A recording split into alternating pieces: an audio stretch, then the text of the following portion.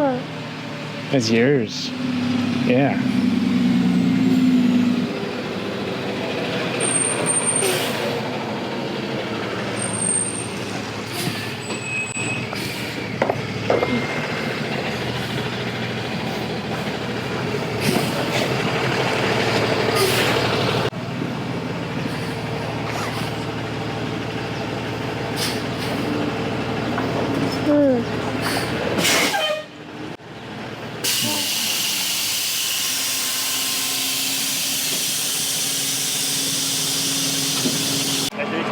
Nice to meet you. Hey, Tyler. Hey, how's it going? I'm going to give us a hard time to we'll figure it out. You think it'll slide or no? Well, next time I'll find you here in a second where you can pull. Oh, you think so? Yeah, and then release all the hydraulic systems. I know the wheel ones do. I don't know about these ones. Okay.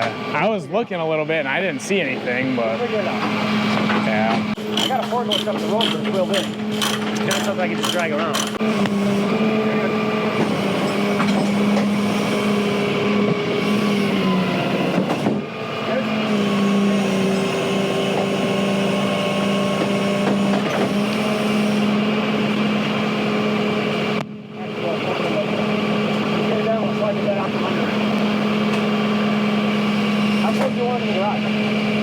What's that? That's what you want. So what I'm going to do is I'm going to set the rig. Yeah, no, that's what I would do, and then drag the bed out from under it. Yeah. And don't worry too close to the glass before you. No, you'll be fine. I'm going to have to get it in there eventually.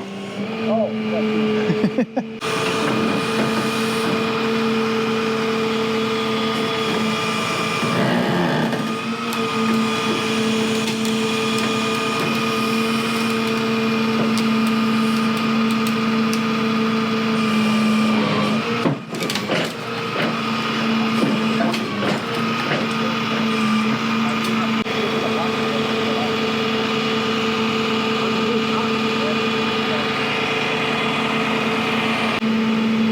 In the manual and it said for towing, it said, can you snatch block it and pull it back or no?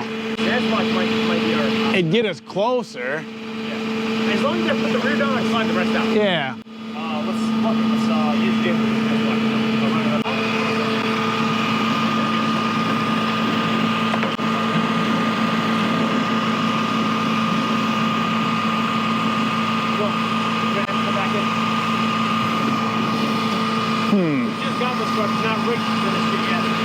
It's a big truck.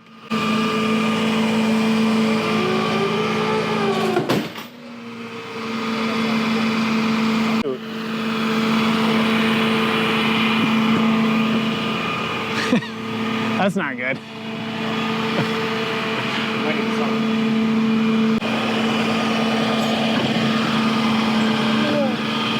Wow.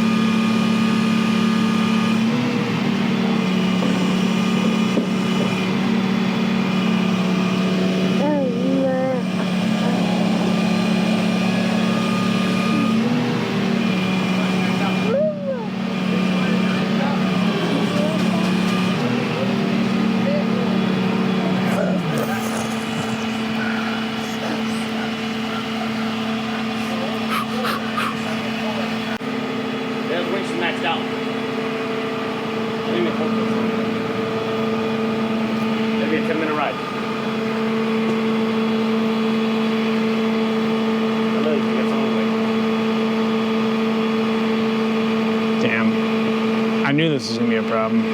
Track loaders are tough. The only time I ever had one roll on me is we were digging a pool. Yeah. And you didn't want it to? You don't want it in a row.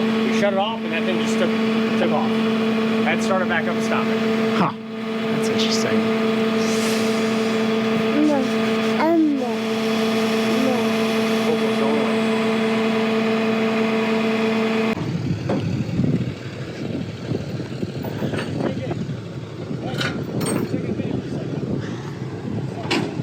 Yeah, that's the stuff, huh?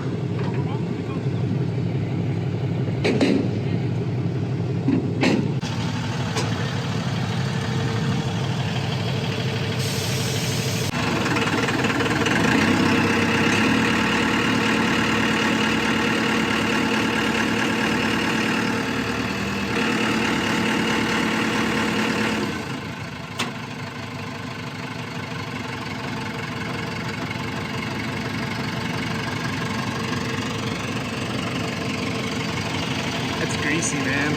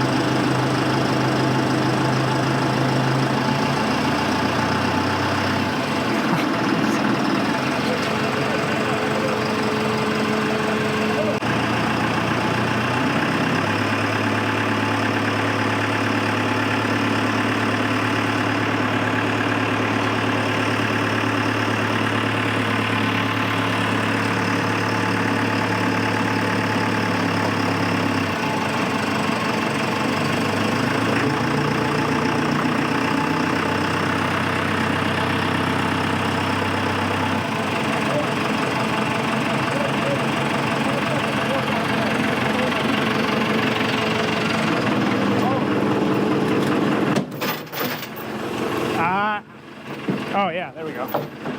You're good.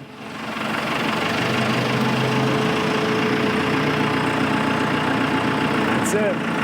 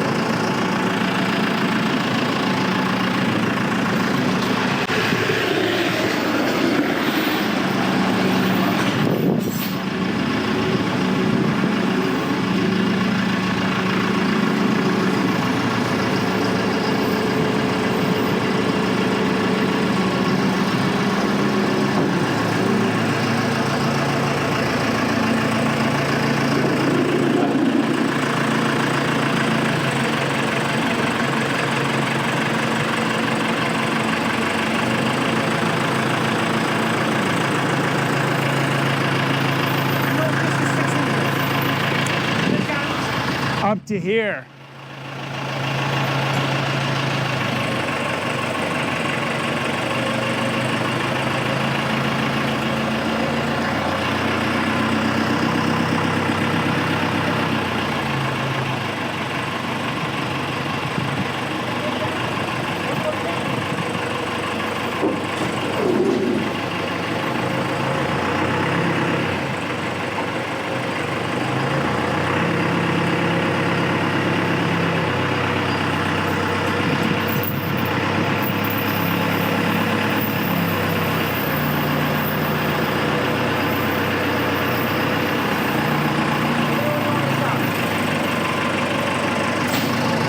What do you think? Have you seen concrete moving or not? No, I don't. You see it good.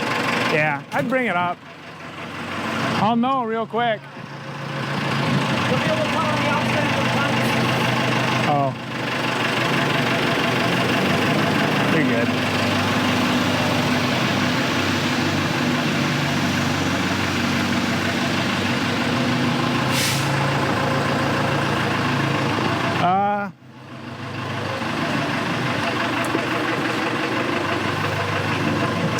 Yeah, bring it, yeah, just 6 inches or so.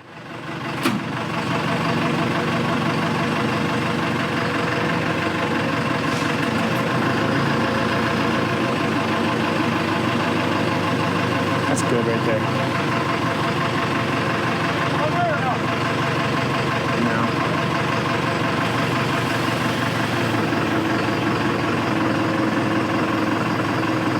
Wow, look at that.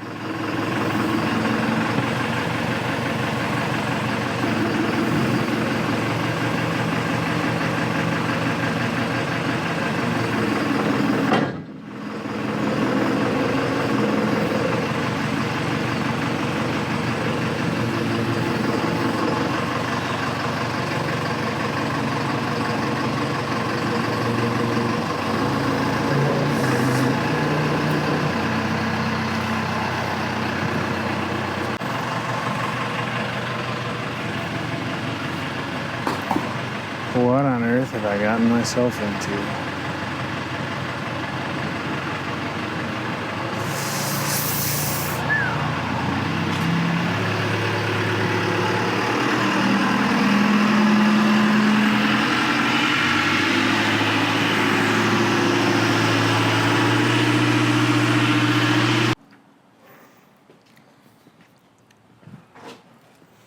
All right, so this is our new T870 Bobcat. I've wanted a compact track loader for a long time just because I think it'll really help me kind of get this business where I want it to go. So I found this. It's a 2014. It was out of Eastern Pennsylvania. Online auction listed as medium fire damage. So I put a max bid on it, and here it is. I haven't seen it or anything. I'm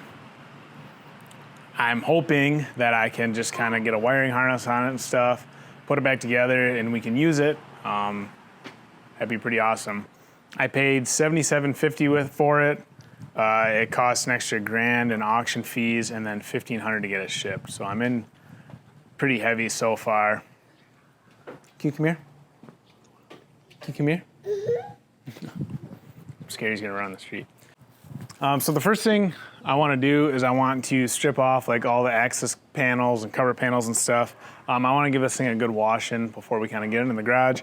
And then we also need to take the tension out of the tracks because I'm just going to drop it down on the idlers, and then I think I can use the ditch witch to roll it in. My height here in the garage is like 6'10", and that thing's like 6'11", so it has to get lower anyways. So let's get into it. I don't know what we're gonna find. It's an adventure for all of us.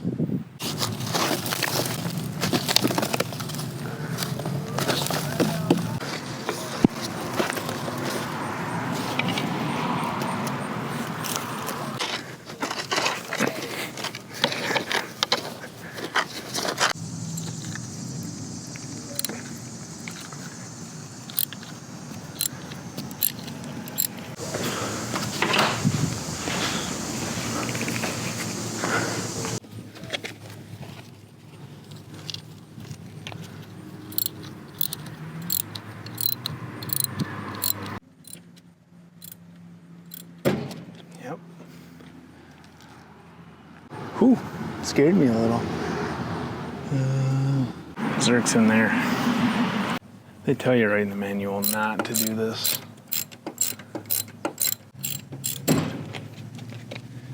And I think we now know why.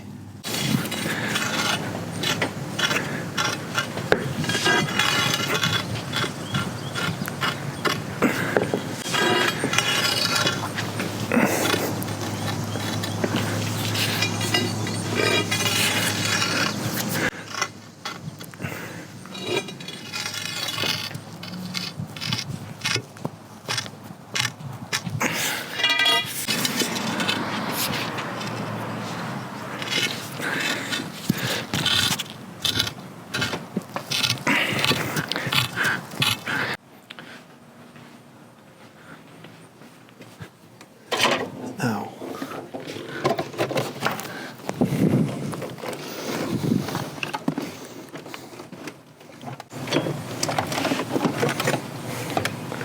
I mean,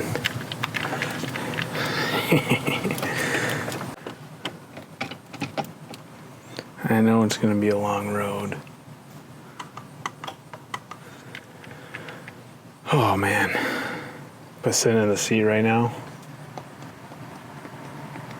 I know it's going to be worth it. Because man, have I wanted one of these for a long time.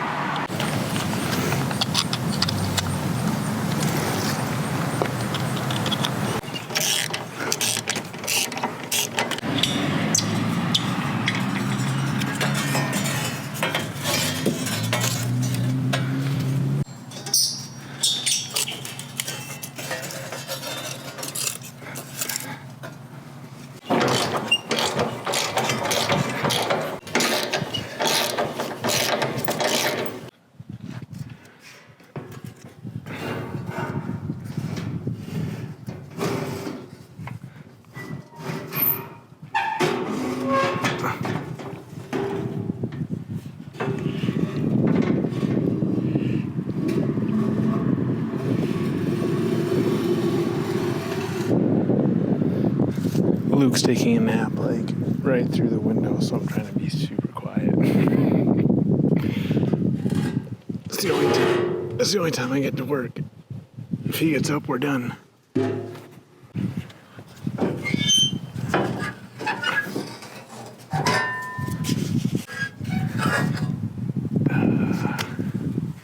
Boy, that's a custom job, huh? I think it's supposed to be just flat across. Someone made a nice teepee on there for me. And I'm betting they pulled that back to try and stick a fire extinguisher in there. Yikes. Ah.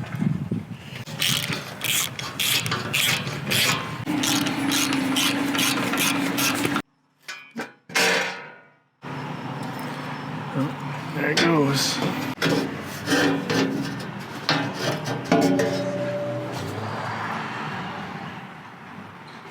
I think there was sound insulation on the bottom of this.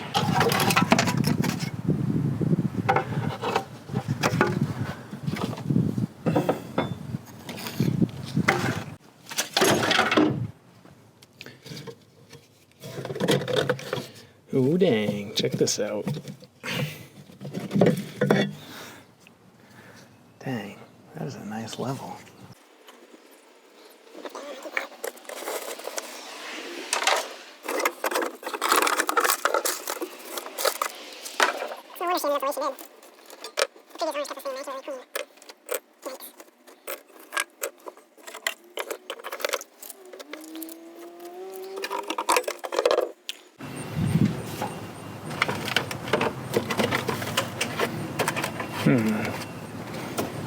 That might be a little more involved. All right, so this thing is like exactly, the spec says 6.95 feet tall, which is 6'11" and a half. This thing's probably about 6'10" and a half, 6'11". And we built this garage back in 2020. And I remember the day we were framing the rough opening, we were kind of just rushing, and I quick Googled rough opening height for a garage door, and it said like 7 foot. When the door shuts, it actually overlaps. So my finish opening is supposed to be 7 foot. So a little bit of a sore subject with me, but I can't get this in the garage as is. And it's my own doing, which makes it extra frustrating, right? If I had framed the garage right, it'd roll right in. So I'm gonna take the tracks off and roll it in on the idlers, but I need one more jack. This thing weighs 13,000 pounds.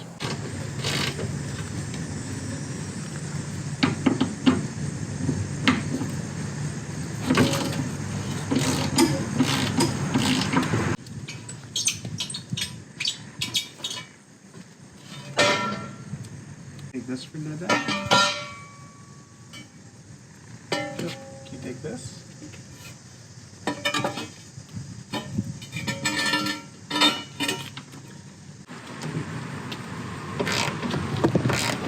Oh, where are you going?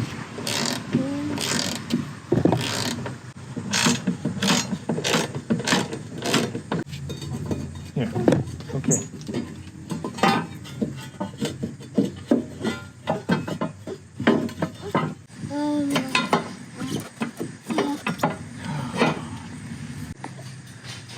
I don't know, but you need to take this cover off to change like the drive hose, I think. If you ever blew one, and I can't get this cover off while the track is on. Why did I buy a Bobcat? I thought it would be good.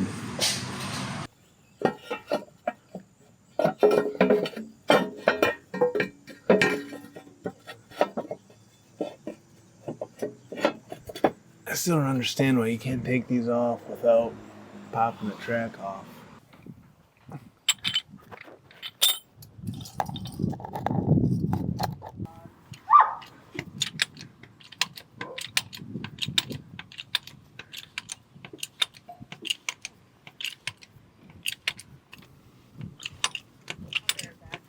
Where are you going?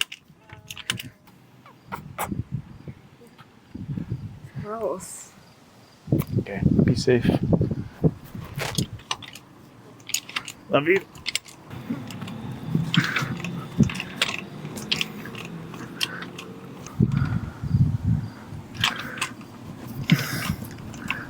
Now it's time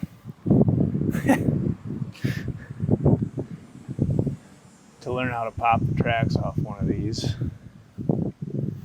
when it's dead. This is the first time I'm doing this, and I have a dead machine, no big machines with me.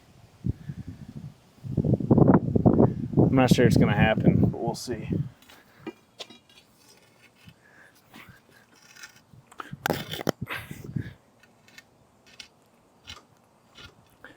I'm hoping to get that idler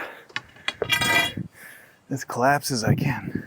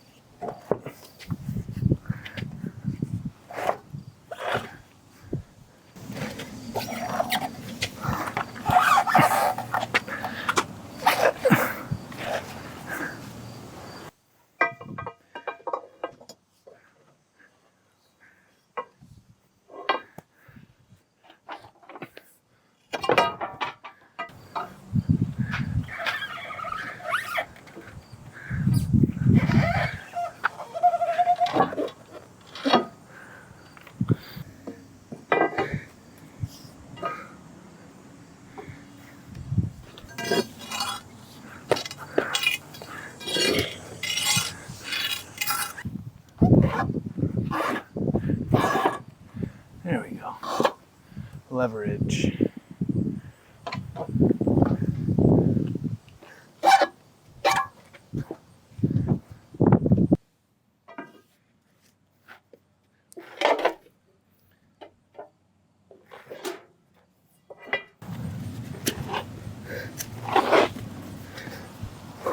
Oh, it's like flamed into the shape so it won't roll. Because it's been like this for so long. Ugh. And now it's just in my way.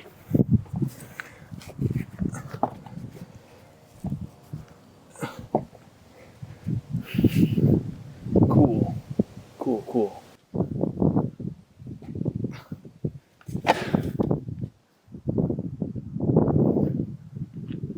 This bogey's a little loose. That feels good. All right. At least in the deal, we didn't get a garbage undercarriage. Uh-oh. I don't know what that is. Boy, that is painful. Having to take that track off to get this off to get to a hose.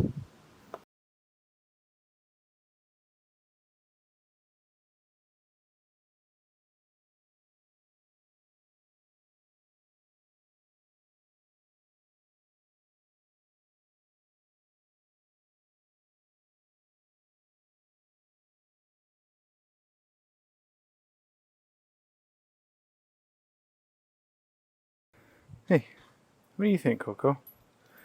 We're dog sitting for Lisa's parents. That's my wife. What do you think? We got this spry young 1-year-old pup. The sheer mass of those things is impressive. I can't really drag them just with my arms. Oh. Also, pro tip, my dad always says I'm so great at this. Make sure you do your hard physical labor middle of the day, pure sun. Don't do it at night or in the morning. No fun. Mornings are for editing videos and drinking coffee. Oh yeah. now we just scoot scooter right in. Roly-poly-oly.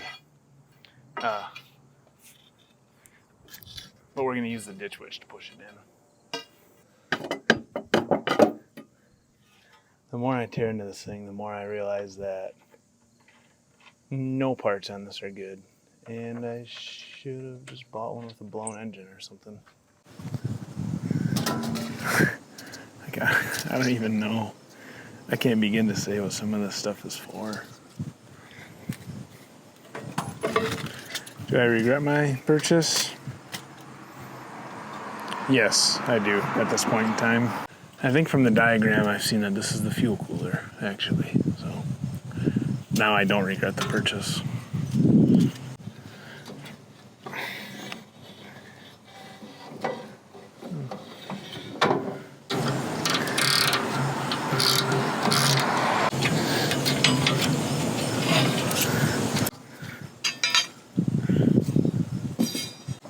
This is for AC, so this is, like, if we ever get to this point, I'll be amazed personally. Yeah. This actually looks okay here. Fortunately, I know one thing that's not okay, and that is the radiator.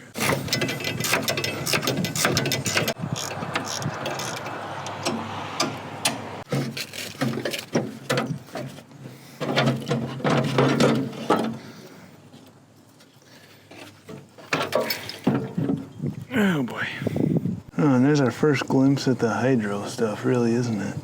Yikes. It's just like hard to imagine. It's still, after seeing this and working on this for a couple days now, it's just hard for me to process, I guess is what I'm trying to say, how bad this thing is.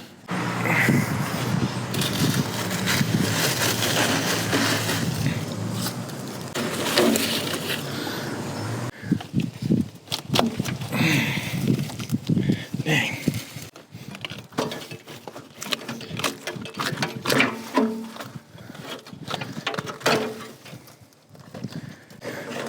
Anyone need an air filter?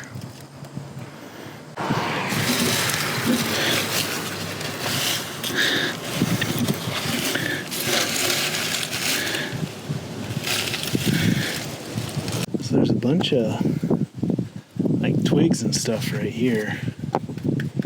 And this little bump out is for the like the diesel particulate filter. When this regens, this will get really hot. Looking at this right now, I would not be surprised if this was ground zero for our combustion event. It's kind of a poor design right there because the stuff will just get behind that air cleaner housing and that's it, you know. I know that's why a lot of these things burn. Like even Andy's excavator probably, when these go into regen, they burn hot, maybe like 3,000 degrees Fahrenheit, where your typical, like diesel combustion temperatures could be, maybe 1,200, 1,500 Fahrenheit, so they're really hot. So it just like will melt anything in its path kind of when it regens. That's why a lot of this new emission stuff is going up in flames.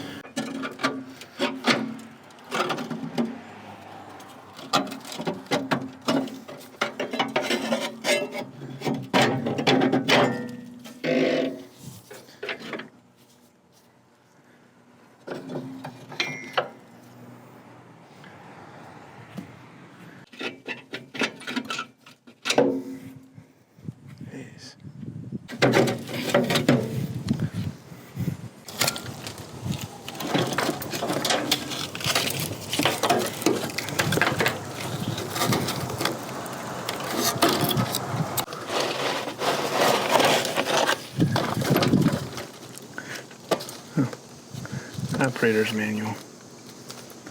Should probably check that out.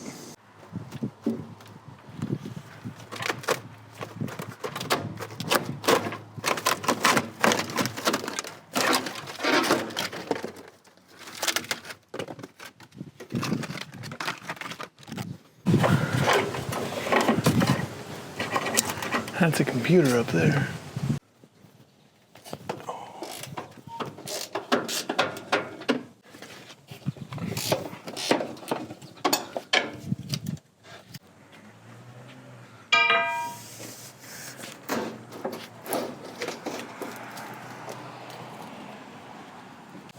It's supposed to be pretty easy to tilt the cab,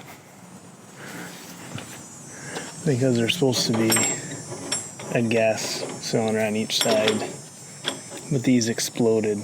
They went explodey. This one's just MIA.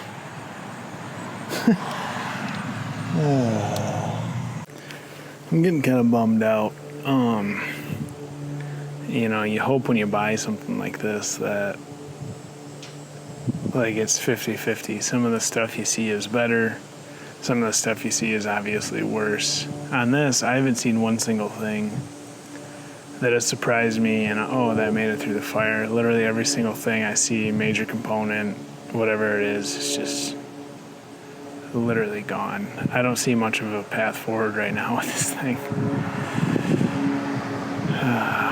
And I'm about 10 grand deep just to get it, you know, in my driveway. So this is a big owie. So I'm gonna get the vacuum out and just kind of start cleaning up. My goal is to get it like stripped down and kind of in the garage, but the goals are kind of waning with this thing, I feel like. But anyways, let's get it vacuumed up. I still want to get it cleaned up, and just so we can make an accurate assessment of it. It's just an absolute mess right now.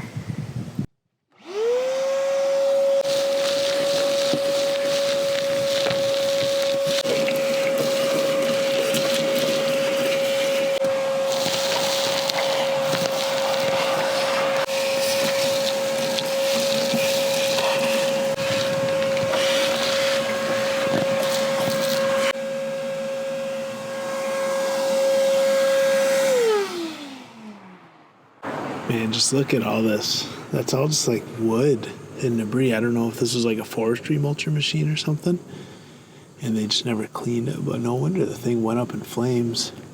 This is like a big cavity here where the radiator goes. It was just packed with stuff like this. I can't believe that.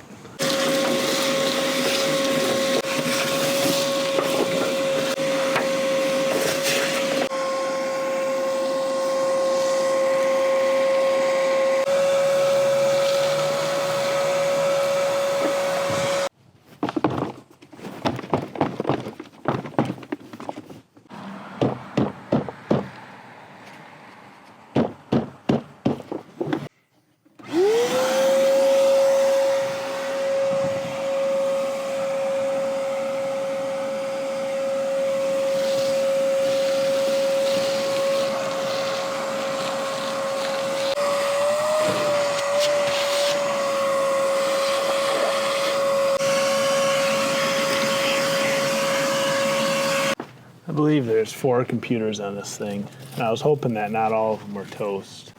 This is one of them right here. I would say this one is toast. Oh. What are you still hanging on to?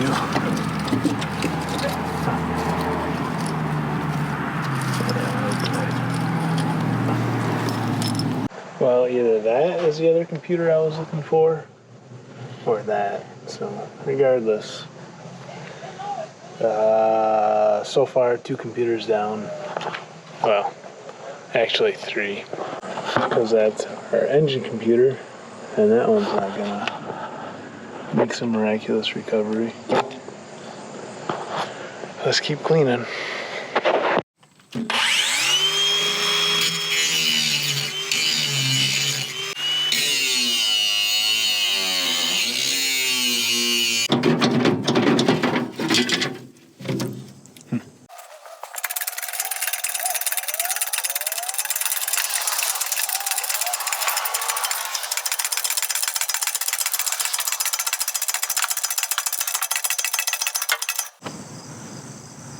I don't know is how far it actually goes up.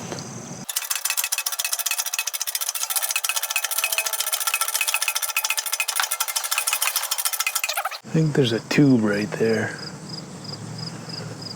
Boy, I don't know actually. Usually there would be a way to lock it in the up position because it's not going to go over center. I wonder if that's what that tube right there did or what. Well, you could chain and binder her back maybe. That wouldn't be a terrible way to go. Let me think. All right, so now that I'm looking at it, there's only two bunches of burnt wires, and then these 2 bolts that hold the cab on. So how can I successfully, like it'd be sweet just to take the cab off. So how can I successfully, with my limited equipment, do that? That is the key, I believe.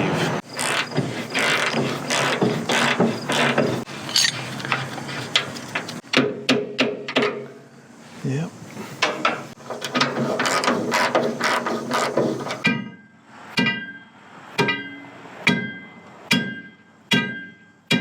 Yep, that's where you always fail. The bolt always seizes in the bushing.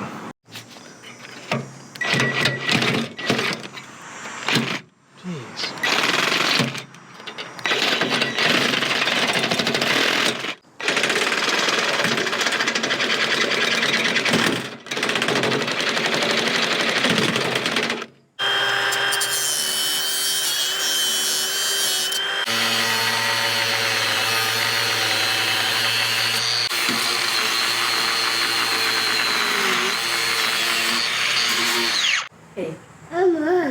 Yeah, camera. Okay, this is very important. You can't touch this though. Got it? All right, I think I can rig or remote this up so we can just pull it off with the cherry picker.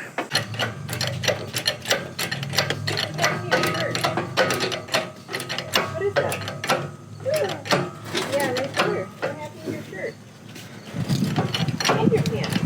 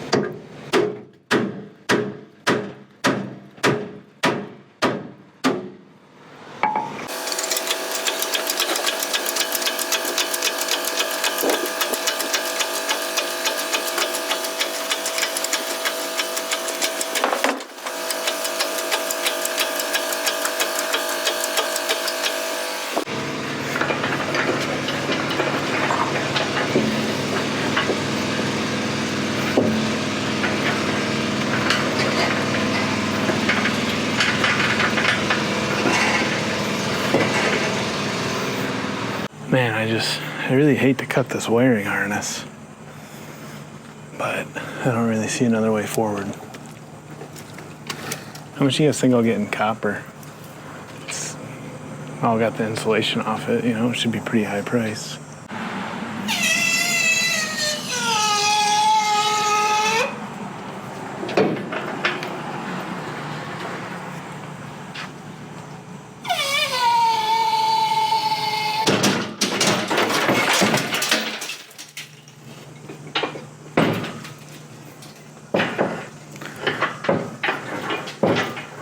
That was not what I wanted to happen. But in hindsight, I'm not surprised it did, I guess.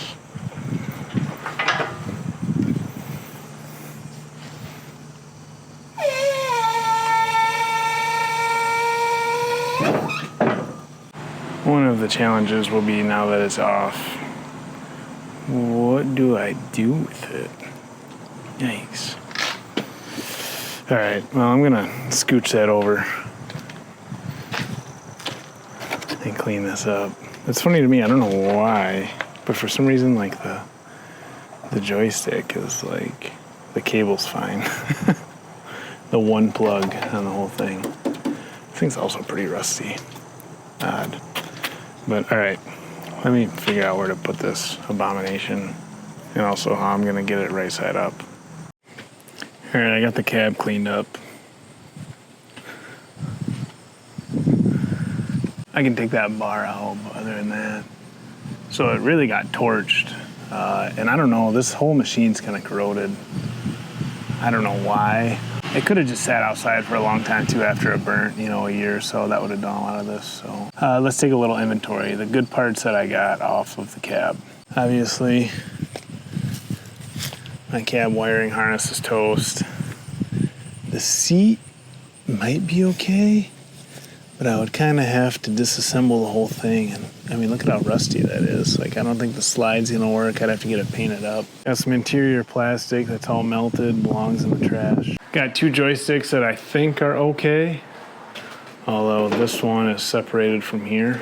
I think it melted and it came out, so I'm not sure about that. But I think the piece that holds the bottom on holds that. And then these are my 2 upper pieces. So this might actually be okay, this computer, although the back is kind of starting to, I guess it's not a computer, it's a display. But the back's kind of starting to show some melting, key switch, some other cheap switches, and this one is toast. It's not looking good so far. I have no idea what this is. Scrap.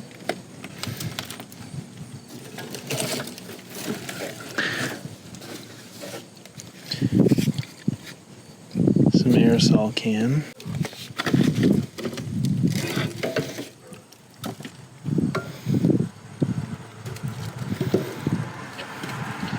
Some important valve block that probably cost me a lot of money. More bad wiring. Glass. Looks like this is a tank down here of some sort. It might be the hydraulic tank, I'm not sure. Put that off. This is our main valve block right here, which looks totally effed. Little HVAC blower motor down there. This is a 1,000,000 times worse than I thought it would be. However, in hindsight, I shouldn't be surprised at all. It's a good lesson for all of us here. I found the 4th and final computer.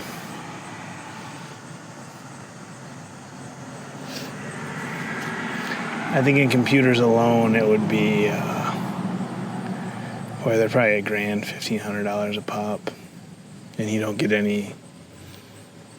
It's like no functionality. You just have to have them or else.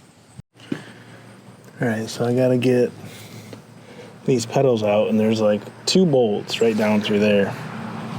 Can't get to them from the side. Can't get to them from the side, as you can see. I can't really get to them from anywhere. And it's like a carriage bolt. Basically, I broke one off. The other one, the carriage bolt season on the bottom. And then these 2 are hardly moving, so somehow I gotta figure out how to get under there and grind the head of the carriage bolt off or something. This thing, I don't really know, but this thing doesn't seem super friendly to work on. Also, like, I know I should know, but all that stuff is like fiberglass, so I got my sleeves and my pants on today. It's stupid. Yesterday I was working in shorts and a t-shirt and I'm paying for it. So anyways, let me get those guys out. That one's stripped. Ah, I see. Interesting.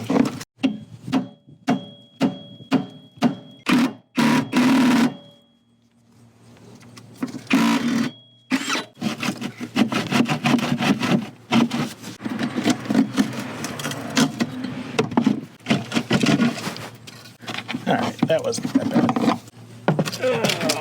More garbage. Actually, this piece is probably good. So we'll go ahead and keep this. Looks like I need to get the vacuum back out.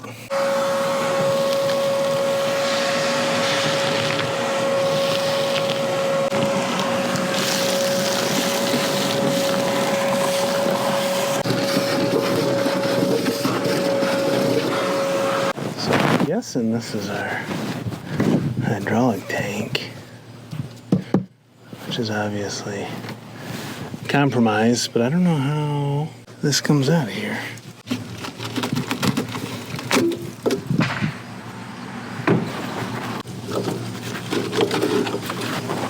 Some sort of filter element. I'm thinking I need to get those 2 bolts off down there for the hydraulic tank. Let's see. And amazingly, some of the line is still intact.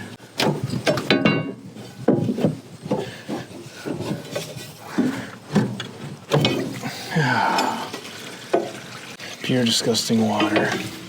If you're concerned, that's just rainwater is all it is.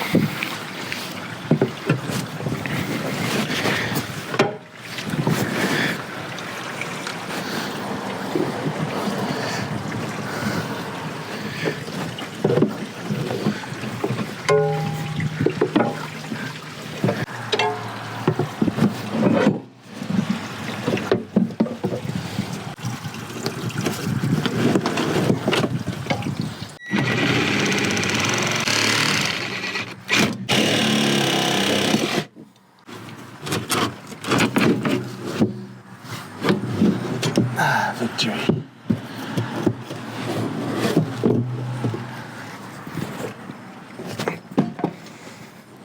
What did I win? Another mess.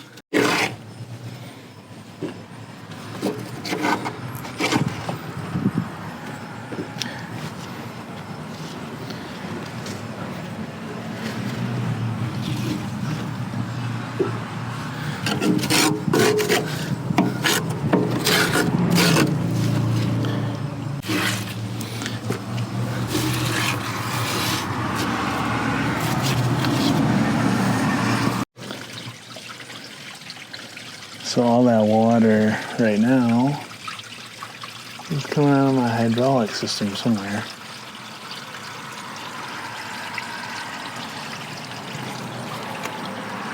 I hope that whatever's left of the hydraulics isn't destroyed because it's been sitting with water in it for a long time.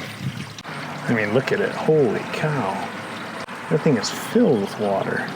Ugh. Well, I'm not going to read too far into it because I think the suctions on those pumps were burned off, but there's like a whole nother reservoir of water somewhere apparently. Alright, this is, well, I wouldn't say the first major component, but this is a major component. And it doesn't actually look as bad as I thought it would. So I think I'm going to try and pull this out. So it looks like I have 1, 2 lines to pull out, 3, 4, 5, 6 that are keeping me in. I probably could just cut them, but I won't.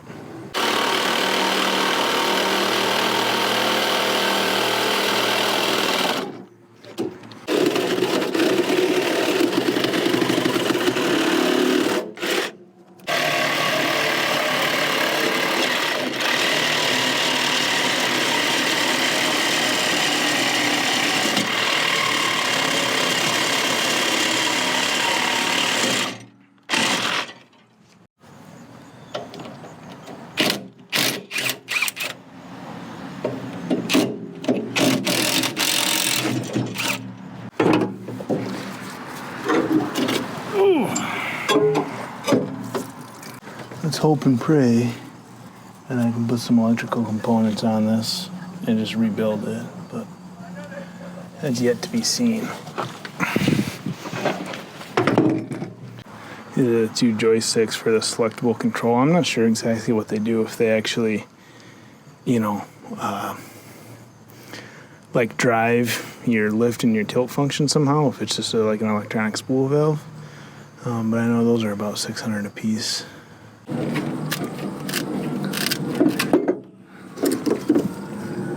not sure if that's just a junction valve. Oh no. Looks like there's some sort of sensor in there. So then this block right here, I believe, is our 2-speed switch for our drive and our brake release. So I'll show you this in a second. I don't know why we have 2. I guess maybe we have 1 in and 1 out here coming from our valve block, and then you got 1 going each one. So it's just a solenoid, and it just like drives pressure to a clutch pack out there. So there'll be like spring applied and pressure relief. So you'll have 1 clutch pack, 2 clutch packs in each drive unit. 1 will be for the 2-speed. So, you know, when that switches, somehow it switches the planetaries in the drive unit, and that allows it to go into high speed, let's say. Then the other one will just be for the brake. So, you know, like when you're parked or whatever, you'll have a brake that's always on, and you'll have to apply pressure to it in order to release it. So pretty slick the way they did that.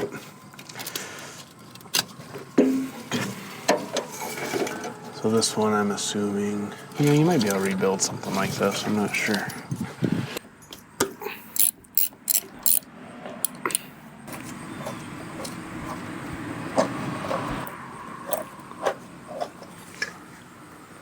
I believe this was like our fuel pump and maybe fuel filter, other such stuff. Gone. I'll throw that right in the trash. I guess maybe I'll keep the bracket.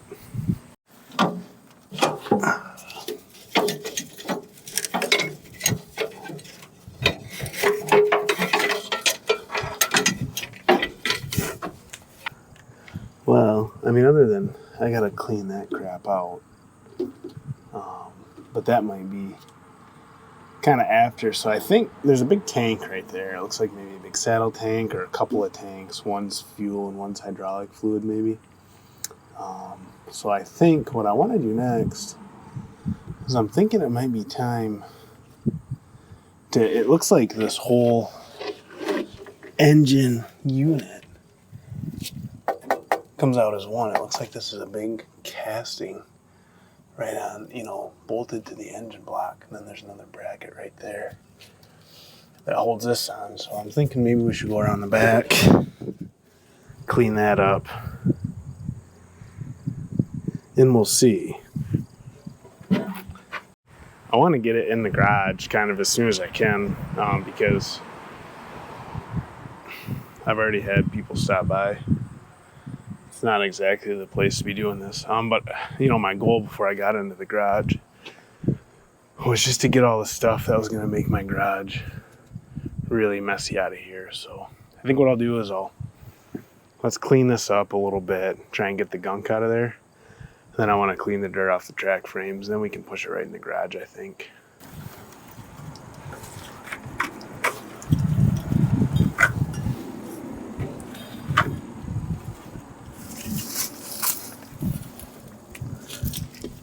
I don't even have to cut the wires. They literally just come right off.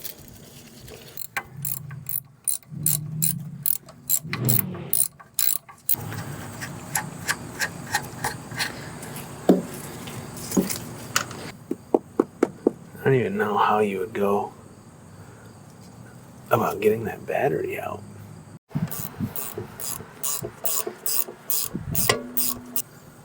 Is that a block heater? Maybe. Oh yeah.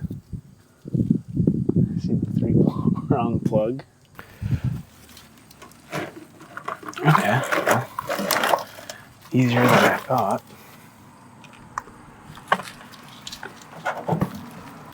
Do I dare show up with that to a scrapyard? And there's probably lead in it. Look at the stuff. It's like, oh. No wonder it freaking burned to the ground. Look at that. And I don't really think that's the cause of the fire. I think that's the way that stuff was.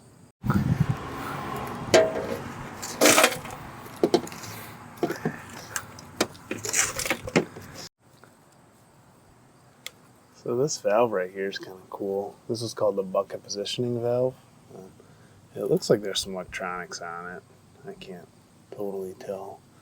But basically, so what happens is your lift and tilt lines run through it, and then that's what's responsible for keeping your bucket level as you lift the loader up and down. So it's kind of cool. But I'm not really sure how it works. It's got to be some proportion of fluid, but it seems like it would have to know where it is or something interesting. Really cool functionality.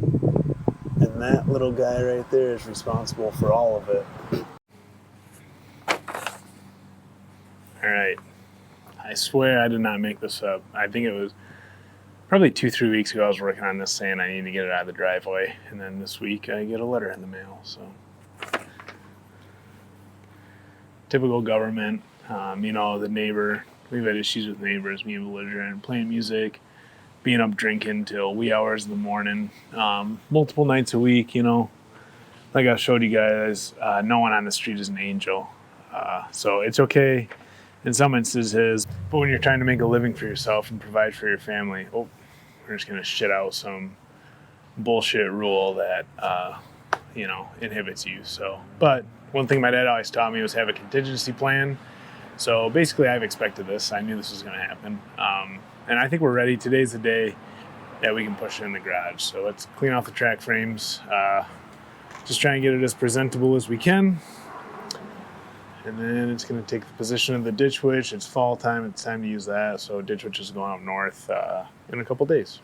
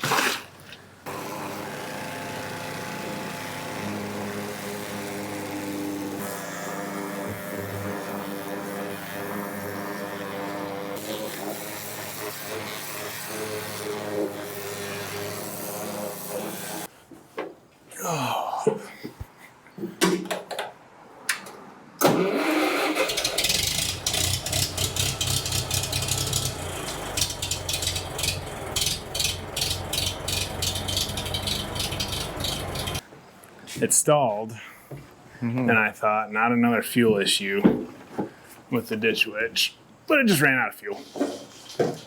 Nope. Don't do that. Aiden has graced us with his presence. It's a rare occasion I get to come out here. It is. Cool. You got a new seat on this thing, I too. put a new seat on it, yeah. Man, luxury. You watched the video, come on. At least you better have. All 3 hours of it. She's running.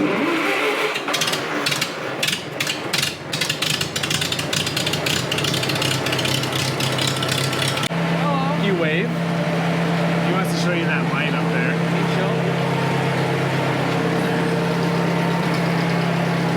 All right, we actually got to drive it today. Valid learner's permit. He's a pro, man. I believe it.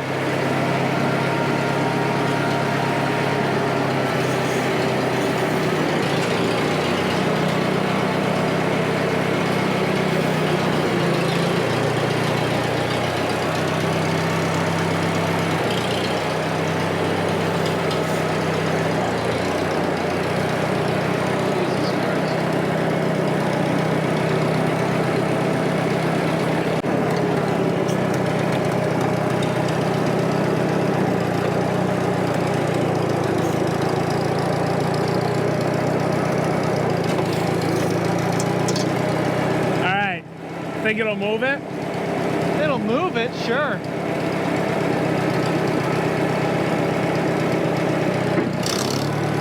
Yeah, no problem. Nice.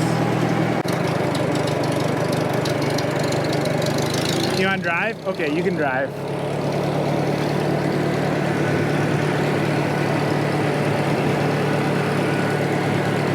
Let's go a little bit to the right. Think that'll work?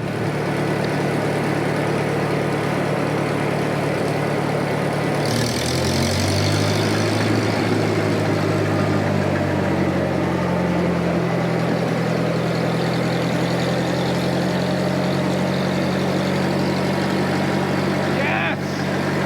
Yes! You got it! You driving?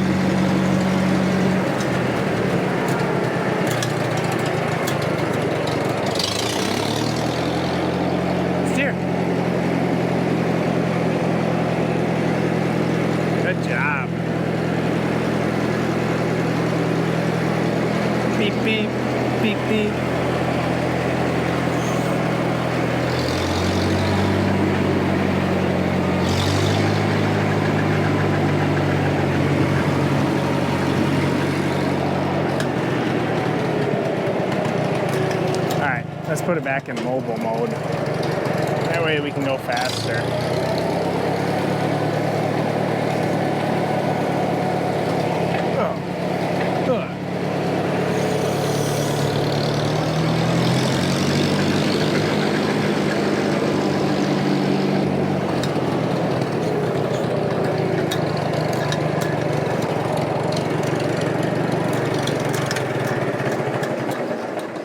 Can you say all done? It's gonna fit. All done. So I was thinking the reason I had you over, Aiden, was Yeah. because there's a bunch of computers, like electronics on this, and I'm hoping you can restore them for me. Okay. So, like right there's the ECM. I just want you to That? take that home and just recap that for me. That's an ECM. Yeah. Tyler, I think that was an ECM.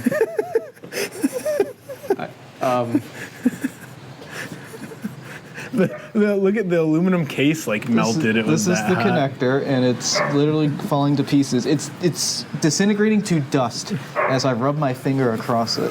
I mean, you've got some conductor here. That you used to be able to make some kind of contact with this device, but It's toast. and this is the aluminum. That's just a nice crack right there. I would be curious to take it apart. Oh, yeah. You can take it with you. Fan. Fan. Yeah. Mm-hmm. Yep.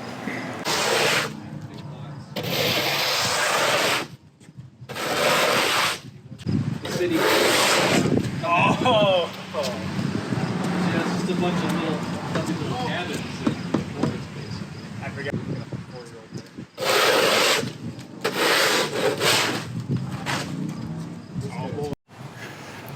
I mean, you could like maybe pull out and then push back in again if you really had to. If this good doesn't idea. work. I'd like to slide the machine over, Yes. but I don't know if it's in the cards. Oh yeah, it is. Just had a neighbor stop by. He just weighs me down. He says, "Hey, I see you always doing stuff out here. Does the city give you a hard time? Because they give me a hard time about my stuff." I'm like, "Actually, funny story." But anyways. It happens. No fun. That last shot might have been entirely my butt, so. Oh, that's okay.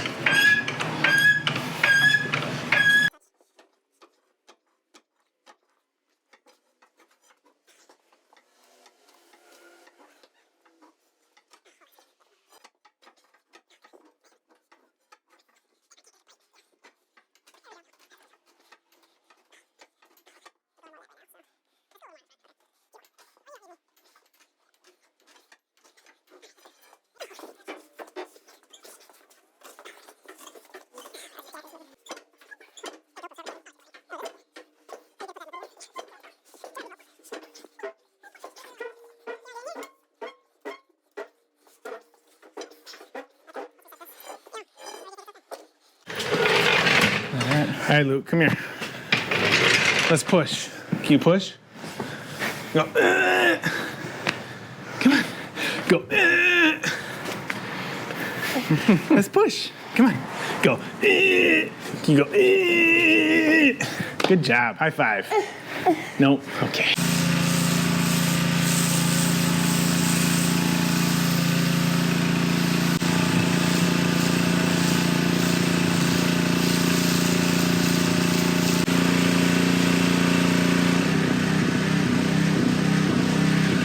All right, so I already took one track up. This track's going up. The cab's gonna go up. I'm not gonna need that for a while.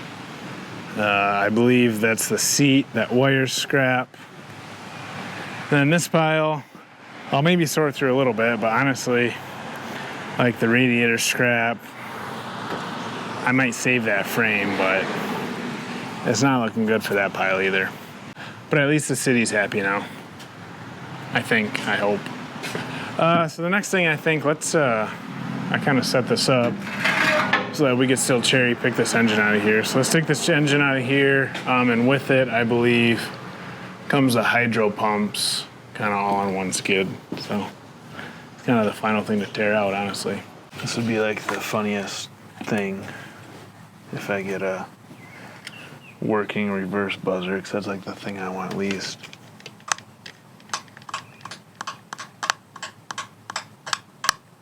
I think it would. It's trying. I don't really need to hear the grating beep, but cool. Now I have no Bobcat, but a reverse buzzer.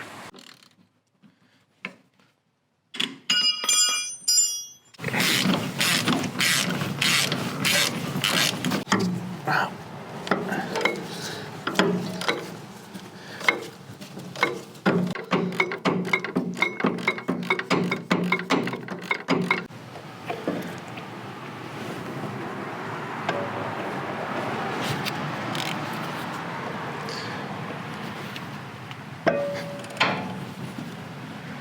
Oh boy, this one's gonna give me problems.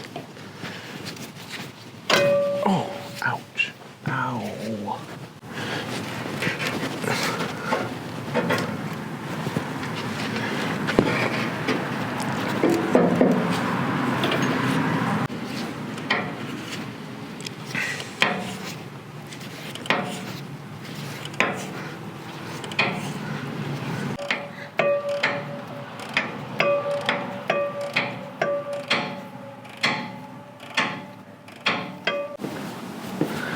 So if you look around the front of the machine, not to say there couldn't be, but I don't think there's anything holding us up here.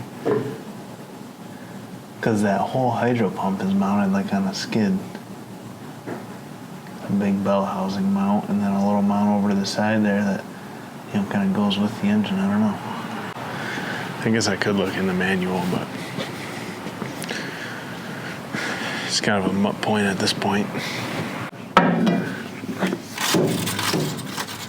Yeah, I think that's it. I really do.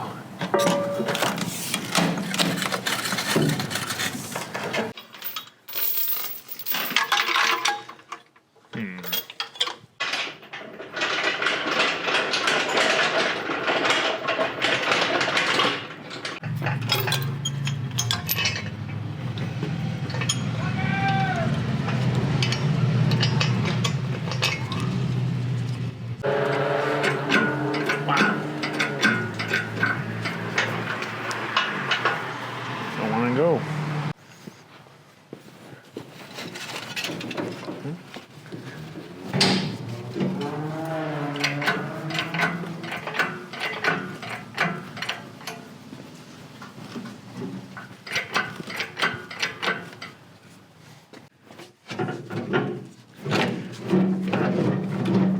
There she goes a little bit.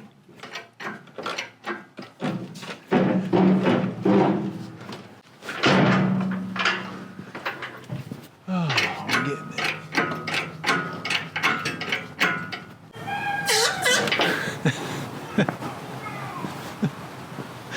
I don't know if you guys can hear it, but the Lions are supposed to be good this year. They are good so far. It's Sunday. It's Lions time.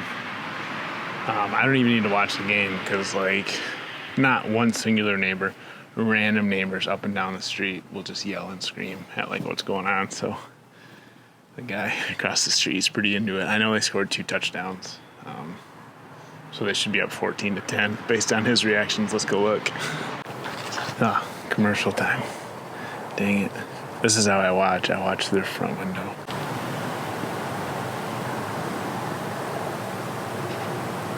Yep. Just as we thought.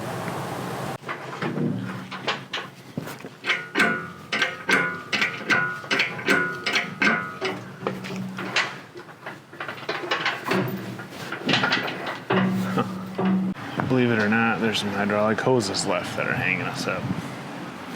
I'll tell you what, if you guys ever need to pull a motor out of a Bobcat, this is a really good way for you. Just soak her up with oil, put a match to her, she'll come right out.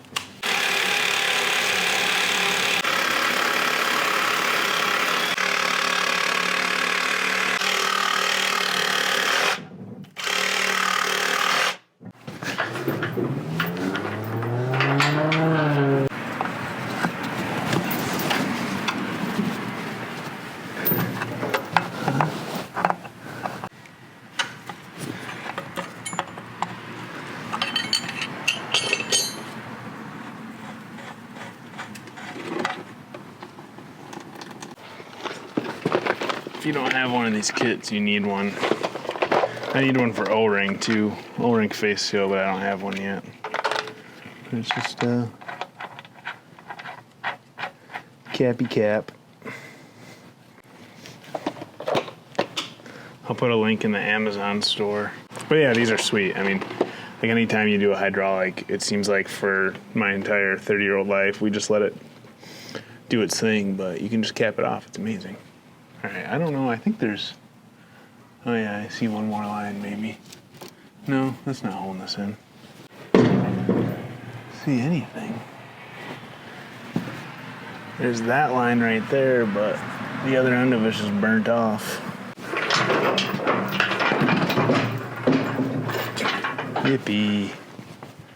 We win, I think.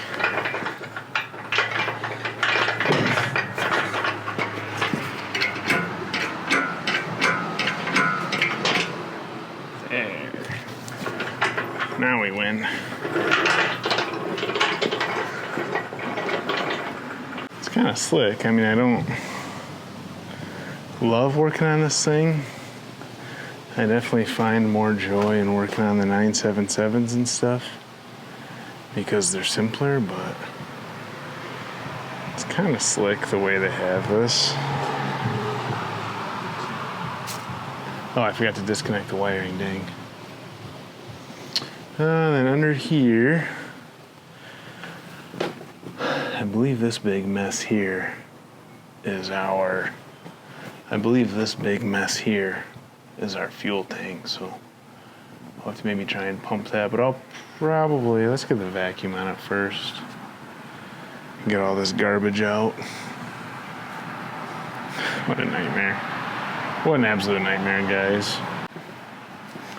And honestly, I'm disgusted right now looking at this, in the sense of what I paid for this machine and what it took to get it here and what I'm actually getting for this. I mean, like, you just look, there's nothing. Like, this sensor's gone. So the silver lining is the guts for this pump might be good. I don't think any of the controls are, and it would need to be rebuilt for sure. The guts for the drive pump are probably good, but, you know, none of the valves or controls are good. The engine, you know, the valve cover's off, so we'll have to see. Definitely got water in it. Like, the turbo's no good. I doubt the DPF is any good, although it could be. You know, it's got like an electronic throttle control on it. That's gone. All the computers, the wiring's gone. Every single sensor's gone. So my hope is, like, best case scenario, the block and the crank, you know, like the rotating assembly, the short block or the long block, and this thing is good ahead and everything. That's like best case scenario. It's just, I don't know. I made a bad buy. And I like forget about it, and then every time I start working on this thing again, I'm like, oh my God, what were you thinking? The answer was I wasn't. I don't know. So I guess let's clean up the rest of the frame, and then I'll try and see what we can see on the engine. If it turns over or anything, then it'd be a silver lining, a happy ending to this video.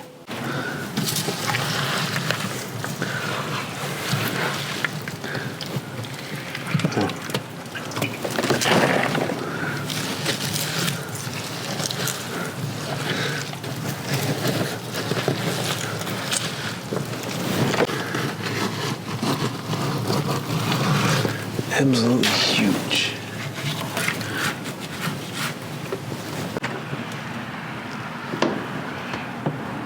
Wow.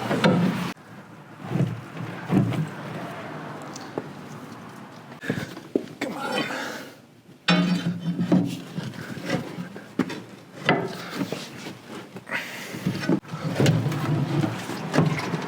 All right.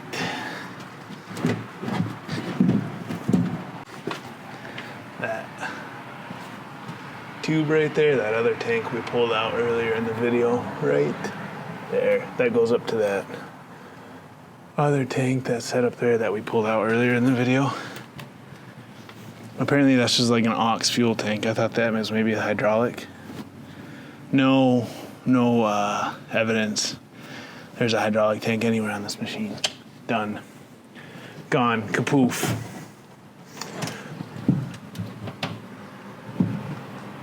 So I guess I gotta cut that somehow.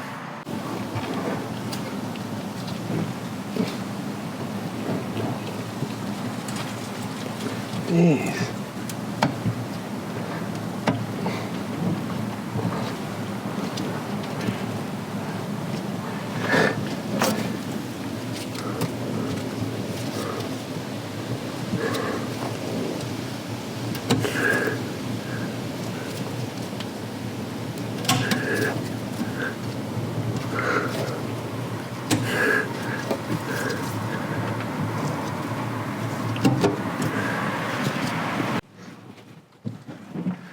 Second thought, now that it's in front of me, it looks bigger in the pictures.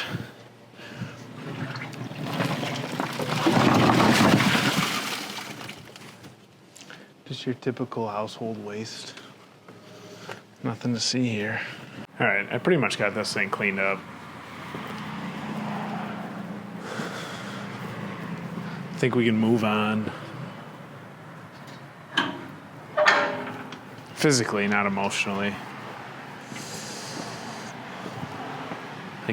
Still got the bucket positioning valve, and I got a little bit of stuff in there I want to get rid of, ECM. But for all general purposes, it's clean. So basically, the question is, what am I left with here? Well, the frame is good, I think. Although changing the frame or the boom or something like this on a Bobcat would be a pretty epic job. I hope I don't have to get into that. Other than that, I think the cylinders are good. I don't really have any good hydraulic lines. Same thing on the cab. I think the cab frame is good, but it'd take a lot of work to clean that up and dress it out. I think the undercarriage is good. The idlers all feel good. They're pretty stiff, as you can see. But the bearings feel real tight. It maybe kind of had a newer undercarriage on it. Drive motors, I'm assuming, are good, because if they weren't good, they probably wouldn't have been running in it. It probably wouldn't have burnt up. And then, same front idlers. This really doesn't look like it has a ton of wear on it, and it kind of looks like someone tried to paint it almost at some point. Links, loader arm, the bob tack, as they call it, is good. And the cylinder, might need a rebuild, but that thing, pretty minimal things other than just steel are left.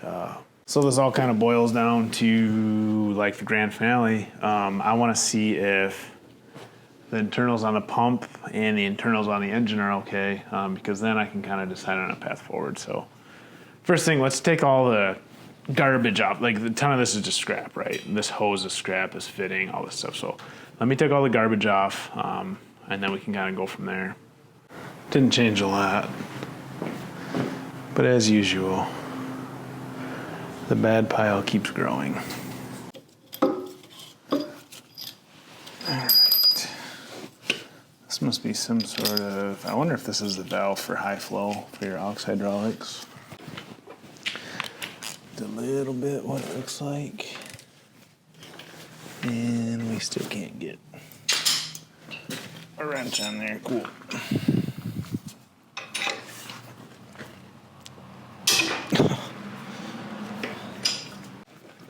Oh, jeez.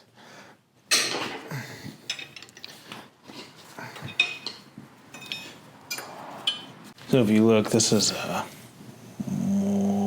might be a double. I think they call it a triple gear pump, but you see, like, there's like 4 housings here technically.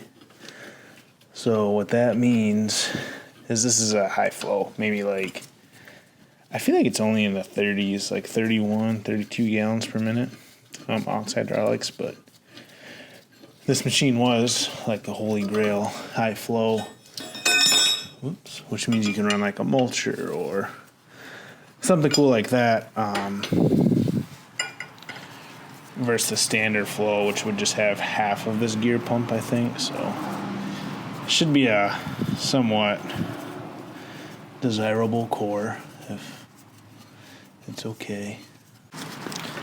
Oh yeah, that actually doesn't look bad. And I can tell you right now, see that spins. See the shaft right there is stationary. So that's like honestly the best news I've had on this thing. Didn't really have a reason to think it wouldn't spin, but based on how everything else has went, it was in the back of my mind. Yeah, it's okay. There's probably some rust in there. Feels tight, it spins, so okay. So I'm guessing, you know, what this means is I could probably just take this apart, put some seals in it and whatnot, and have a good high flow hydraulic pump. Just a very light rebuild kit where I believe, and someone will probably tell us in the comments, I believe sometimes if you get unlucky with these things, this stuff will literally explode. So you need like a whole brand new pump, and then also it contaminates the rest of your hydraulic system. So this is that valve block I was talking about. So I'm guessing what this does is it's just a solenoid valve. This is probably our in from the pump, and if you turn your mulcher on or whatever, let's say your high flow appliance or your aux appliance, opens up this valve and just spits oil out there. So this is probably okay. I would just need new solenoids and stuff like that, put O-rings in it, but I don't know if that's worth anything or what. Somehow the belt is still on there, kind of. You wonder, if you ask yourself, how do they transmit the whole power of the engine through that one singular belt? Well, it's quite the belt, I would say. Interesting. I wonder what the service interval is on these things. Like if you had to replace one, that would kind of suck. All right, let's see. Oh yeah, okay. Wow, that's good. So both of our pumps spin freely. Oh man, so I wonder, again, someone if you know, if this hydro pump goes bad, do you have to pull the engine? I guess it might not be bad, but I'm like, the more I work on this thing, I guess I can say work on it lightly. The more I'm kind of like, man, wow, that bearing feels great, actually.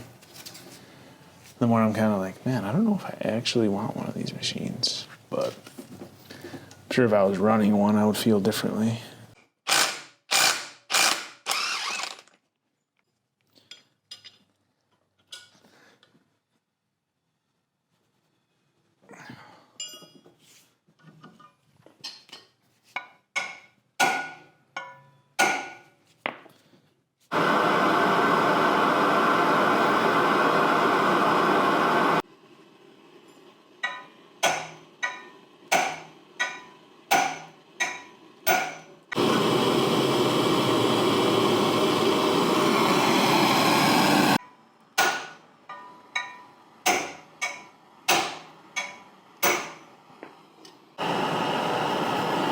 Jeez.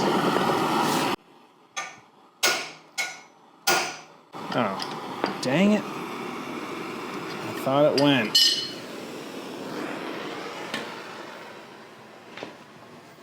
Shoot. I need to get some real bolts. I hope I didn't.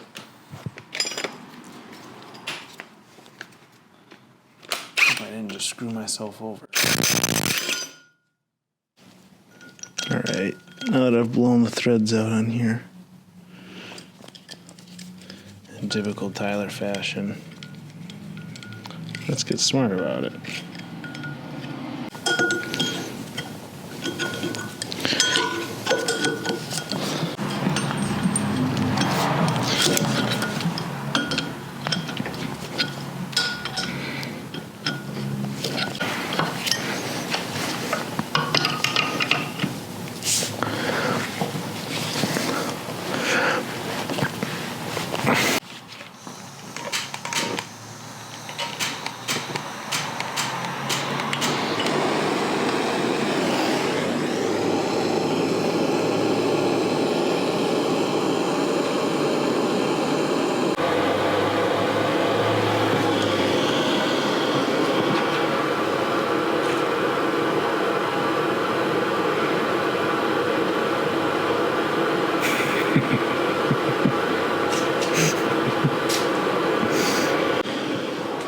I'm putting that in the video, just so you know.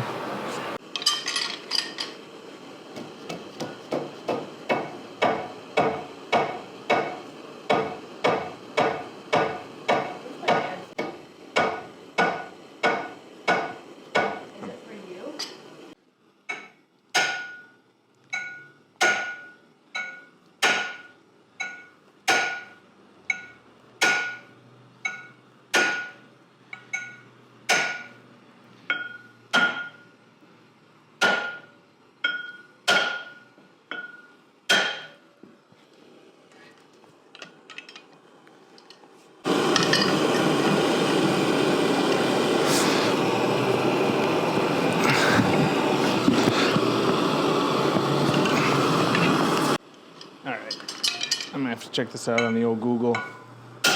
Oh, there it goes. Whew. Tapered shaft, those things are notorious, but looks like the pump turns free. I mean, it definitely doesn't seem like it's got no hours on it, but should be at least a good core, I hope. By good core, I mean it didn't explode, so I could rebuild one that exploded if the opportunity presented itself. So now it's just 2 bolts and that should come right off.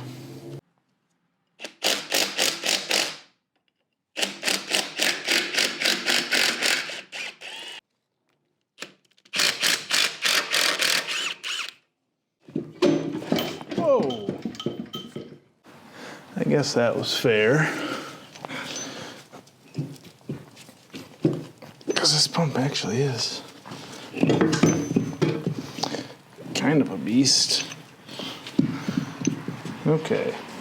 Looks like it's got decent oil in it, which is a good thing, so we'll set her aside. Alright, so I have no idea. Let's see. Oh, yeah. Ooh.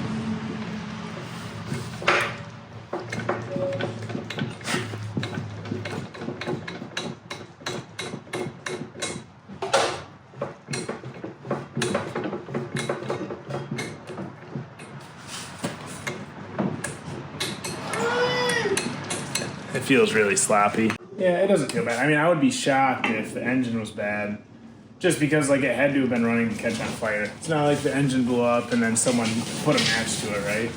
All right, I hear a bunch of stuff clanking around in here when we roll it over. So I just want to take this top valve cover off. A lot because this has been open for who knows how long. And I think rain could have been getting in there as well, unfortunately. Okay.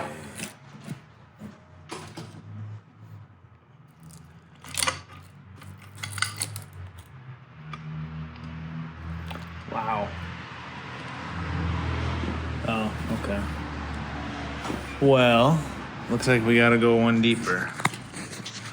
But look at, so.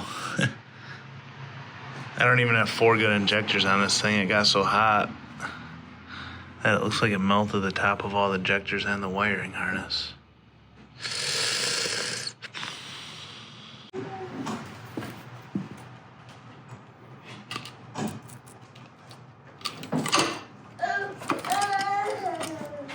What are you doing? You want your apple?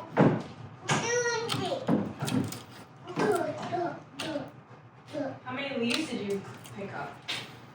None. How many leaves did you take out of there? Oops, that was dumb.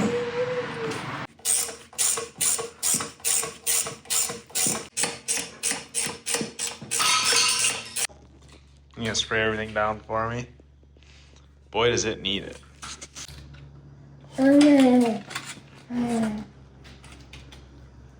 Good job.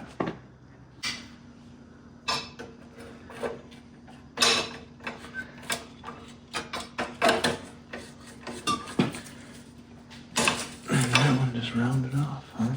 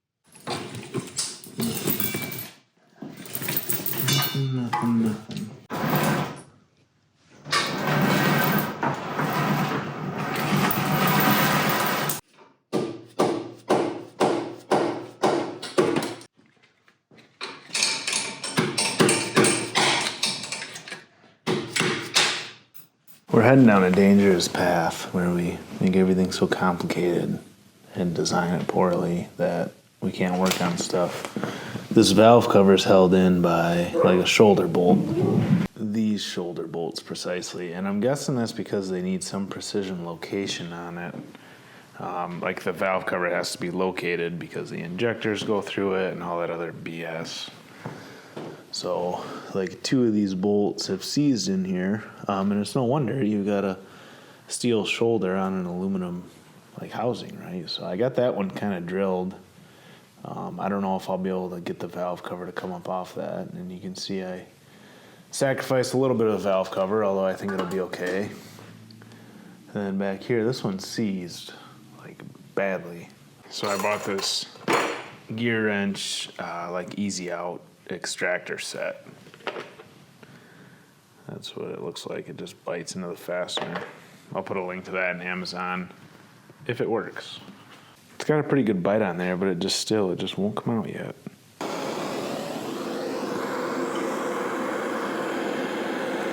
I've been spraying the crap out of it with PB Blaster. Still doesn't quite want to go.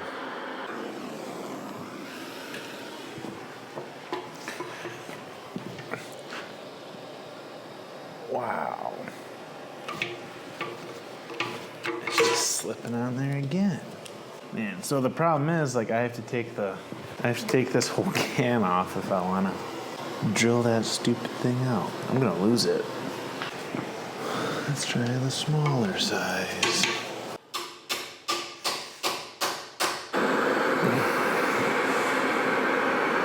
Wow. That is so seized in there.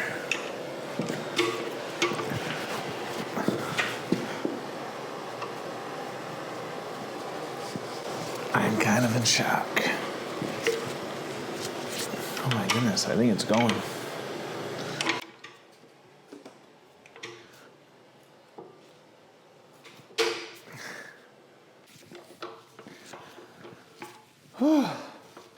It's been like probably 10 days I've been thinking about this bolt, messing with it. Okay, well, I don't think it's gonna come out, but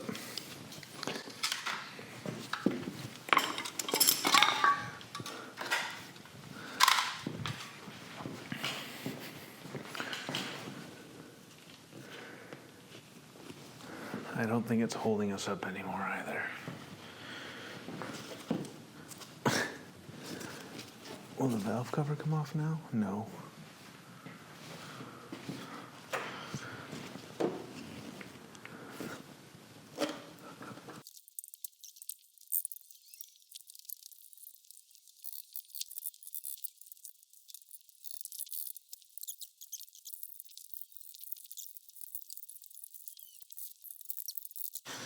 See that? That corner chunk wouldn't come off. Dang it. Or maybe I didn't give it the opportunity to come off. All right. So that could be fuel return there, I'm not sure. And I was assuming there was a glow plug in here, but I guess there's not. It must have just been that intake heater. So, I mean, it looks pretty good. Like I said, I really just wanted to get, like, this stuff out of here before I would ever roll it over, but I was thinking about that a little bit. So originally my plan was to put the battery on the starter and roll it over, but I just don't know if I want to do that because it wouldn't really gain me anything. And it could go terribly wrong. I could end up like bending a rod or something stupid. So I think I'm going to leave it here. I would say that in order to do anything with this engine, we would need a complete, you would just tear it down and rebuild it at this point. You wouldn't run this engine, just because I don't think it would be that expensive to tear it down and rebuild it. Maybe a couple grand in the grand scheme of a $50,000 machine isn't that big of a deal. So that probably leaves you guys with the question, where do we go from here? What do we do next? So it has been, boy, it's the middle of November right now, so it's probably been 4 months since I got this thing dropped off, maybe a little bit more. So I've had a ton of time to process what you guys are processing in maybe like an hour and a half video, it looks like it's gonna be.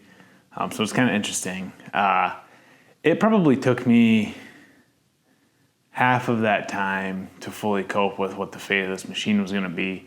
I was actively trying to like find used wiring harnesses, find used computers, look at different things. I emailed Bobcat asking if they wanted to, maybe send some parts like CTP has done for some of the Caterpillar stuff, claiming that I was going to rebuild this machine. And I don't want to completely close that door, but obviously I, honest to God, had full intentions of buying this machine. I called the guy, talked to him, didn't go look at it.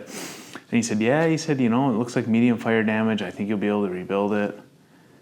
I don't think he was pulling my leg. I just don't think he knew. The one interesting thing that he said was like, the fire damage machines are way better than the engine machines because sometimes you get the engine rebuilt and then you realize you have hydro issues too, where the fire damage machine, it was running when it caught on fire. Debunked that myth. Absolutely, if you are out there looking to buy a Bobcat, just get into the market on one a little cheaper like I'm trying to do not buy a burnt machine. Do not buy a burnt machine, anything, ever, anywhere, anytime, what vintage of it. Just don't do that. Unless you need parts that you can visibly see and inspect on the machine that weren't touched by the fire before you got into it. I mean, even if you were like looking for pumps on this machine, the pumps are suspect at best because it burns, it takes all the hoses with it, and then it sits outside and water gets in it. Water gets in it from putting the fire out. When you're buying a burnt machine, you have no idea what you're getting yourself into. I will say that. The fire goes deep, and the fire burns hot when you have diesel and oil and plastics. So noted. So actually, just before this, I went and added up what I could maybe get for parts out of this. And I was pleasantly surprised. So like I said, I paid $77.50 for it. There was 6% Pennsylvania sales tax, and then maybe another $500 auction fee. So I think I paid like $87.50 for it. Then I paid another $1,500 to get it shipped. Abe, the great guy with the forklift, I feel so bad. I don't think he made any money on that job at all. But he was super cool. I'll definitely use him again in the future. So it was like $10,250 to get here. I think I could sell the drive motors for, let's say, $1,500 a piece. I think this motor is a core. A lot of people literally just throw rod on the block on these things or overheat it. I think this motor is a core. It's probably worth $2,500, let's say. I've got hydraulic cylinders, joysticks. It looks like I have a good core on the hydro pumps. I have a good core on the valve. There's scrap. The track frame's undercarriage actually looks good on it. Oh, I didn't even add the track. So I think I could maybe have like 11,500, 13,500, maybe 9,500 parts on this if I were to part it out. So I don't think I totally blew 10 grand, which, to be honest with you guys, like, if you look at small time YouTubers in our niche like this, like you don't see many guys like putting their neck out buying a machine like this because it's not financially viable. So like 10 grand pretty much wipes out our YouTube budget for the year. And I'm wearing that one somewhere, probably on my ass. But so I do think I probably could get my money back in parts. The problem with parts is like you look, this thing's totally taking up the project space. I've got parts at my dad's, I've got parts everywhere. So if I were to sell parts, I bet it would take me a year or two to move all the parts for this just because people don't need a ton. So that's kind of tricky. And that is honestly not what I came here to do. I bought one of these honestly because I freaking want one. I want one. It'll help me recover machines. There was a case that came up this summer. It was a 580B. It was in Detroit, like River Rouge. The guy called me. He's like, hey, $1,000 for this. You got to get it out by this weekend. And I'm like, the intake was left off. It didn't look like it rolled over. I passed on it because I panicked. I'm like, I don't have anything. Like, I'm going to have to hire someone with a rigger to come and get it, And then I'm like, if I had a 12,000-pound skid steer with forks, I could probably get that thing out of there, So I panicked, bought this. Then the guy is like texting me. He's like, yeah, some guy came and started it up and drove it on the trailer. I'm like, oh, geez. So what I want to do is I just want to get set up to where I can have some versatile machines, not all TD20s and stuff, that I can trailer around and then I can use, and that'll help me grow the business. So I think the best case at this today on November 17th or whatever it is, 2024, I think the best thing for me to do is really just play the long game and wait for a T870. I think it was like 13 and 14, maybe 15 that they made it with this Kubota motor, the V3800. With the emissions, they had a mechanical before that. I think I just need to wait for one to come up with a blown motor, or maybe like best case scenario, a trash undercage weak hydro and the motor blue, just so I can get an extremely good deal on it. And then I can basically use, I'll have the two machines and I can harmoniously bond the two machines to make one good machine. Just because it's still what I want. I've done a lot of research. I think I want this machine, and maybe you guys will say differently that I don't want it. But I don't know. It just seems like a cool machine. So that's where I'm going to ask. That's what I'm going to do. I'm going to wait. It could be a year. I'll probably end up storing this up in my dad's, put the engine somewhere, get it out of here and move on to bigger and better projects. But I'm just going to wait. I'm going to wait until the right machine comes up. There's a potential, and I need to look into this yet. I'm trying to make some contacts in the Bobcat industry. An S850 might actually have a lot of the parts that I need. In terms of wiring harness, computer, but I don't think that has the 2-speed valve and stuff. So I got to look at the parts manual. But maybe if a S850 came up of the same vintage, I could buy that. I don't know. If you guys are wondering what it would cost me in parts to redo this, I think I would have probably like $8,000 in wiring harnesses. I would probably have another $4,000 in computers. I have no fan, I have no hydro tank, I have no interior, I have no hydro lines. Like, can you imagine what it would cost me just in hydro lines? I would have $3-4 just in hydraulic lines to get this thing going. So I honestly, I don't think it's feasible to rebuild it, and I don't even know if I want to go down that road. So we'll see. If I find the right machine that needs a total rebuild too, then maybe I would use this chassis and build it up from there. But I don't think it would be a smart proposition to try and rebuild this one. I would expect to pay in the auction right before this one went. There's a 770 with engine issues that went for about 10. I would expect to pay between 10 and 20 for what I'm looking for. I think that's what it'll cost, depending on what shape overall the machine is in. So where I want help from you guys, if you guys have stuck around this long, if there's anyone out there who has connections with Bobcats like this, I think the way the industry works, I'm learning this, is I think Carlton Equipment is our big statewide Bobcat dealer here. Carlton Equipment will just run through Bobcats, And then when they get to the point where like some of them, they just want to dump, they dump them to auction. So like if they got an 870 that someone blew up on a rental or someone traded in because it blew up, and they were like, you know what, we don't want to fix this right now, they would just dump it to the auction houses, and that's where the auction houses get them from. So if anyone knows that industry or works at a big Bobcat dealer that can maybe snag something like this before it heads to auction, if you see one on the internet, I have a email in the contact section, reply to a comment or something and say, or just, put a comment down below and say, maybe you've got the hookup. But I would honestly, I'm like on a nationwide hunt for a Bobcat T870. And like I said, I think it's like 1 or 2 years, which is stupid. I can keep going. I've learned so much about this thing. T770 would have been a way better buy than an 870 because there's so many more 770s. I think maybe something with the weight and the emission stuff, but they'd probably outmake the 870s to 770s like 3-1 or something. So I've seen a ton of 770s that would fit the bill. I've seen no 870s in 4 months that would fit the bill. So if you're out there, you're looking for a Bobcat that maybe you want to do what I'm trying to do with this one, buy a 770. It's probably 9/10 the machine. I don't know if this one does anything more special, and you'll just be able to find parts and use machines that much easier. So I think that's it. I don't want to bore you guys with too much. I'm sure I have more. But if you guys have questions about the machine, what I've learned, post them down below.